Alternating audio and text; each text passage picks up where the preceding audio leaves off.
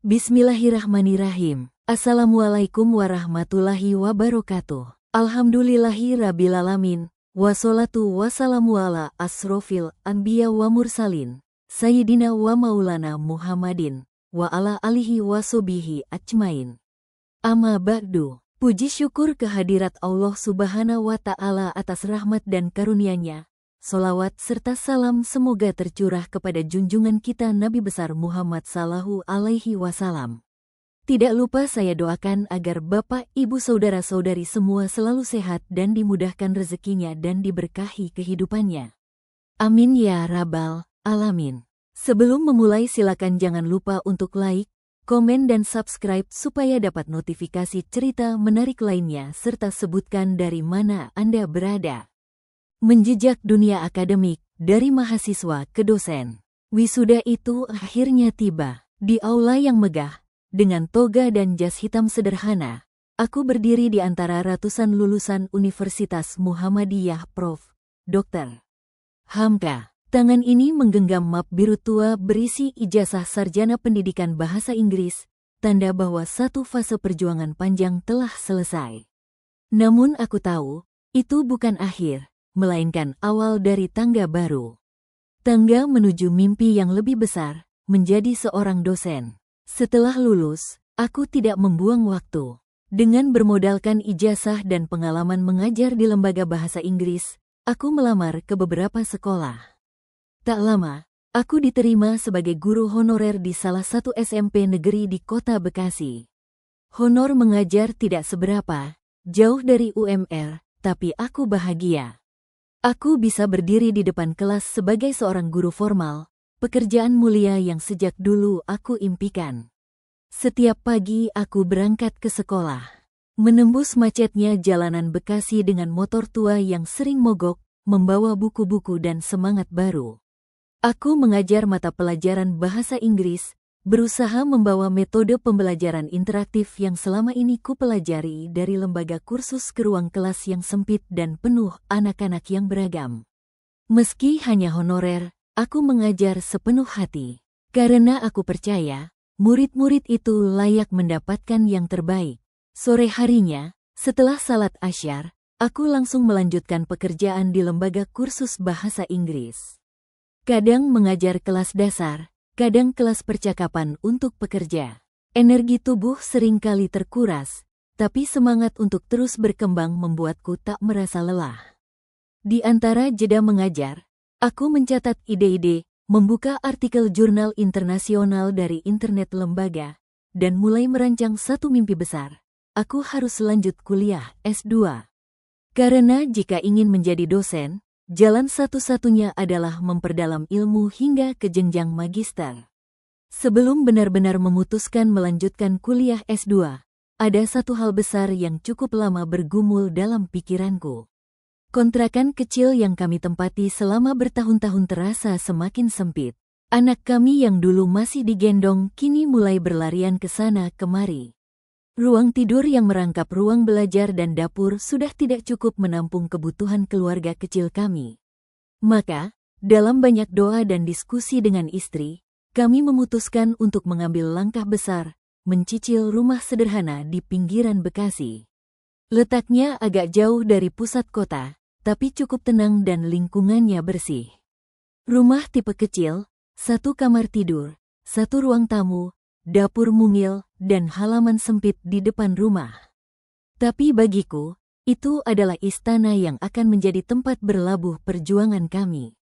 Mengambil rumah dengan skema KPR bersubsidi bukan keputusan mudah.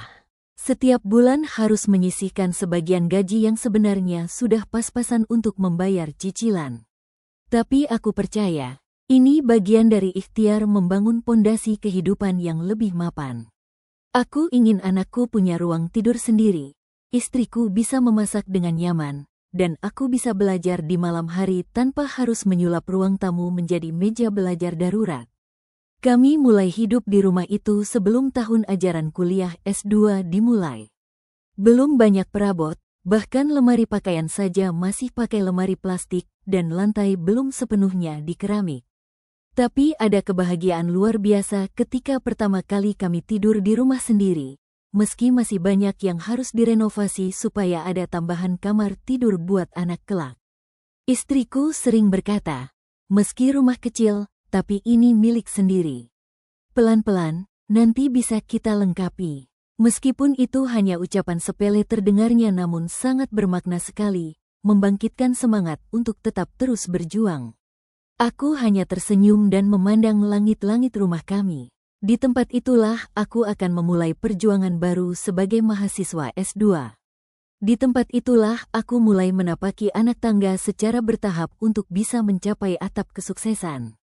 Aku sadar, mengambil rumah di saat bersamaan dengan rencana melanjutkan kuliah adalah dua beban besar sekaligus.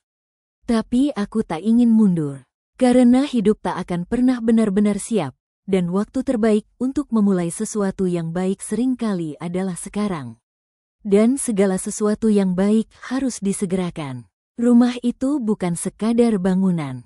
Ia adalah simbol harapan, simbol perjuangan, dan tempat kami menyulam mimpi, termasuk mimpi untuk menggapai dunia akademik dan menjadi seorang dosen.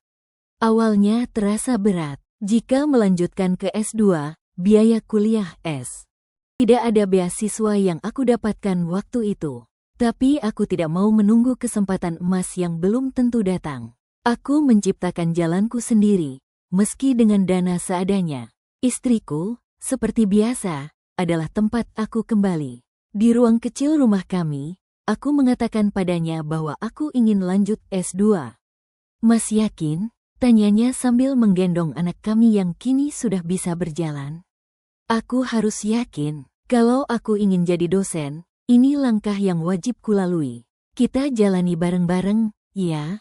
Ia hanya tersenyum dan mengangguk. Selama tujuannya baik, aku insya Allah akan dukung. Kita bisa hemat lagi, pelan-pelan, asal jangan putus semangat. Dengan izin Allah dan restu keluarga, aku mendaftarkan diri ke salah satu universitas negeri di Jakarta. Prosesnya tidak mudah, seleksi ketat, berkas harus lengkap, dan tentu saja, biaya pendaftaran pun harus disiapkan. Alhamdulillah, aku diterima. Aku resmi menjadi mahasiswa Magister Pendidikan Bahasa di sebuah kampus negeri ternama. Kampus yang sudah lama diimpikan dan kini mulai menjadi kenyataan. Kini ritme hidupku berubah lagi. Pagi kuliah di UNJ dan mengajar di SMP di hari berbeda yang tidak ada jadwal kuliah. Sore mengajar di kursus hingga malam. Kadang waktu untuk anak dan istri sangat sempit, tapi kami saling memahami. Di akhir pekan, aku sempatkan waktu penuh untuk keluarga, meski tubuh ini rasanya ingin terus berbaring. Aku sadar, jalan menuju dunia akademik bukan jalan lurus tanpa rintangan. Tapi setiap tetes peluh, setiap kilometer perjalanan dari Bekasi ke kampus, setiap lembar modul yang kubaca larut malam, semua itu adalah batu pijakan menuju mimpi besar yang sedang kujalani. Aku tidak punya latar belakang keluarga akademisi, tidak ada warisan atau dukungan finansial yang mewah. Tapi aku punya tekad, punya keluarga kecil yang mendukung, dan yang terpenting, punya keyakinan bahwa ilmu adalah jalan mulia untuk membangun peradaban. Hari-hari terus berlalu. Tugas-tugas kuliah mulai menumpuk, tapi setiap kali aku hampir menyerah, aku ingat bagaimana aku dulu jualan es potong keliling kampung, mengantar dompet di pabrik, hingga mencuci kendaraan anak majikan. Jika dulu aku bisa melewati itu semua, maka tantangan kali ini pun bisa kulalui. Dan kini, aku resmi menjejakkan kaki di dunia akademik, bukan sebagai penonton, tapi sebagai pejuang yang ingin ikut memberi kontribusi lewat pendidikan. Hari-hari kuliah di jenjang S2 terasa jauh lebih padat dan menantang.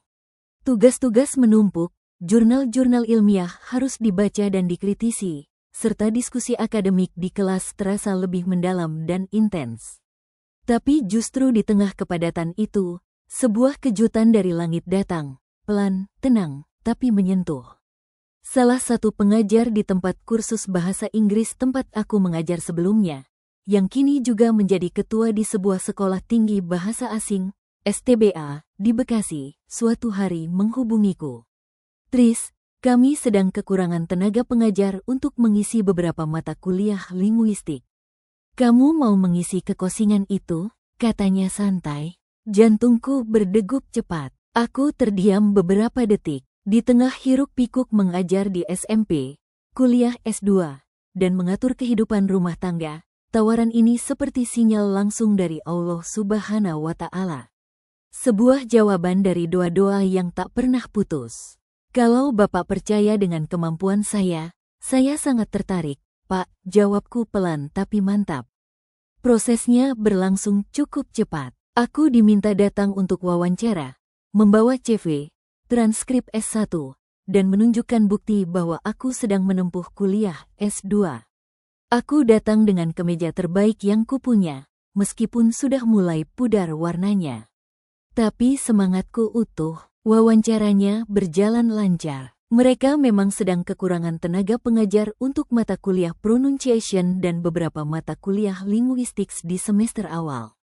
Melihat latar belakangku di lembaga kursus dan status sebagai mahasiswa S2 aktif, mereka pun memberi kesempatan. Sepulang mengajar, aku langsung menatap langit senja dari jendela rumah sederhana kami.